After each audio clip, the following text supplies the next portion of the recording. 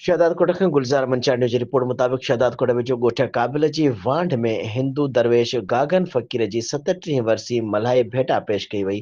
जॾहिं त गागन फ़क़ीर जी दरगाह जे ख़िदमतगार दीवान बसंत बहार, अमृतलाल, एसयूपी अॻवान अलहदाद ख़ुश्क सिराई, रम्ज़ अली ख्वावड़, संदीप कुमार ऐं ॿियनि दरवेशनि गागन फ़क़ीर जी मज़ार ते हाज़िरी भरी गुलनि जी चादर चाढ़ी ऐं पिड़ रखी दुआऊं घुरियूं। उन मौक़े ते दरगाह जे ख़िदमतगार दीवान बसंत बहार मीडिया सां ॻाल्हाईंदे चयो त हर साल दरवेश गागन फ़क़ीर जी वरसी मल्हाई वेंदी आहे, जंहिं में मुख़्तलिफ़ शहरनि खां माण्हू ईंदा आहिनि, फ़नकार फ़न जो मुज़ाहिरो कंदा आहिनि ऐं इलाइक़े जा नाले वारा मल्ह पहलवान मल्ह मलाखड़े में हिसो वठंदा आहिनि। मेले में मिठाई मञार समेत ॿिया दुकान पिणु लॻाया वेंदा आहिनि ऐं इलाइक़े वासी वॾे अंग में शिरकत कंदा आहिनि।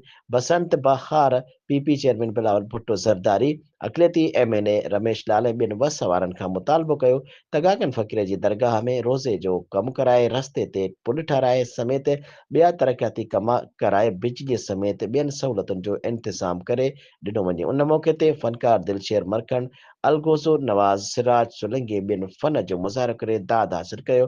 उन मौक़े ते सैयद इमरान शाह, ठारो माशूक अवेस ऐं कुर्बान ख़ुश्क, फयाज़ मीरजत ऐं केसर ऐं ॿिया पिणु मौजूदु हुआ।